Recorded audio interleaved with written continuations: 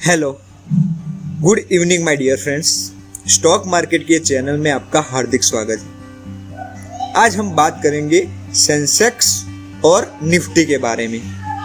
तो उसे समझने से पहले हम इंडिया के मेजर स्टॉक एक्सचेंज के बारे में बात करेंगे। तो इंडिया के दो मेजर स्टॉक एक्सचेंज है।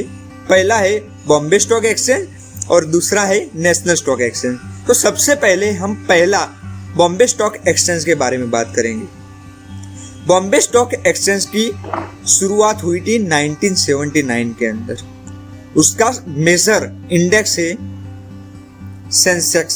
सेंसेक्स का पूरा नाम है सेंसिटिव इंडेक्स। सेंसेक्स के अंदर टॉप 30 कंपनी है। उसके अंदर वेरियस कंपनी है, Reliance, TCS, HDFC, ICIC, Hindustan Unilever, ऐसी टॉप 30 कंपनी है। जिसके अंदर बॉम्बे स्टॉक एक्सचेंज के अंदर अप्रोक्सीमेट 5000 से ज्यादा कंपनी लिस्टेड है। वो सबसे पुराना स्टॉक एक्सचेंज है। तो बॉम्बे स्टॉक एक्सचेंज का जो मेजर इंडेक्स है सेंसेक्स, उसकी शुरुआत 1979 के में 100 पॉइंट से हुई थी। अब 40 साल के बाद वो अप्रोक्सीमेट 43,000 के अराउंड है। तो सेंसेक्स की वैल्यू 40 साल के अंदर अप्रोक्सीमेट 430 टाइम्स बढ़ गई। आई होप आपको सेंसेक्स के बारे में समझ आया होगा। दूसरी बात करते हैं हम नेशनल स्टॉक एक्सचेंज के वेल नोन इंडेक्स के बारे में। निफ्टी की शुरुआत हुई थी 1992 के अंदर। वो भी 100 पॉइंट से हुई थी और अभी अप्रोक्सीमेट 12,000 के अराउंड है। तो निफ्टी के अंदर टॉप 50 कंपनी है। तो मैंने बोला कि सेंसेक्स के अंदर टॉप 30 कंपनी है और निफ्टी के अंदर टॉप 50 कंपनी है। तो निफ्टी और सेंसेक्स के अंदर दोनों में टॉप 30 कंपनी दोनों के अंदर सेम ही रहेगी।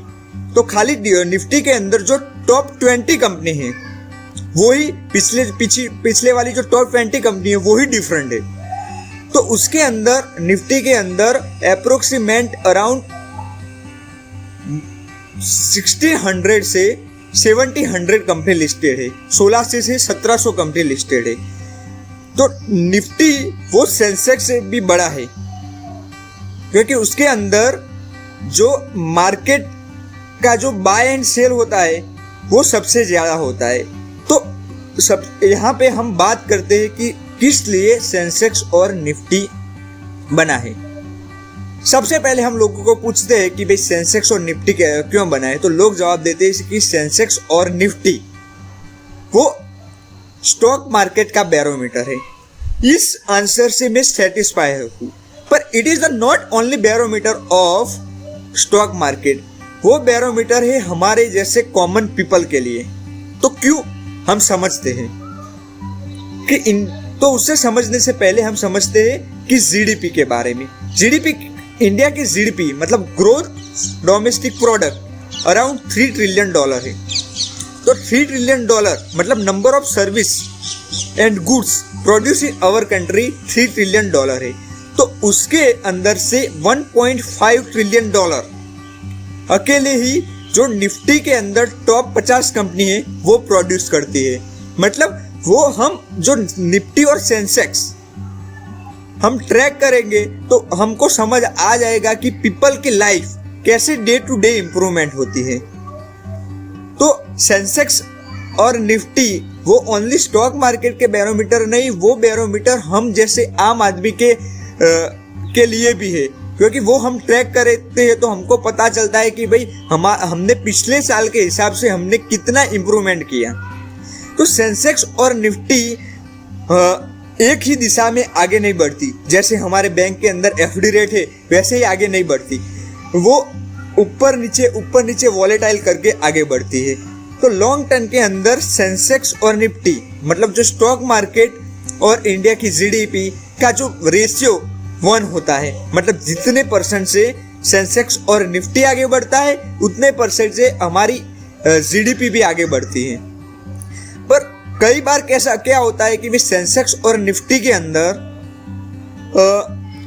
वो जीडीपी से ज़्यादा आगे बढ़ जाता है, और कई बार सेंसेक्स और निफ्टी जीडीपी से पीछे रह जाता है। जब सेंसेक्स और निफ्टी जीडीपी से आगे बढ़ जाता है तब हम कहते हैं कि उसका जो market cap to GDP ratio थोड़ा ज़्यादा है। तो अभी जो सेंसेक्स और निफ्टी मतलब स्टॉक मार्केट थोड़ा महंगा है और उससे कम है, तो हम ये कहते हैं कि स्टॉक मार्केट सस्ता है। तो उस तरह ही सेंसेक्स और निफ्टी होता है। आई होप आपको सेंसेक्स और निफ्टी के बारे में थोड़ा बट सही जानने को मिला होगा। लास्ट में मैं यही कहना चाहता हूँ कि happy investing, lots of thank you, take care, have a good day, thank you so much.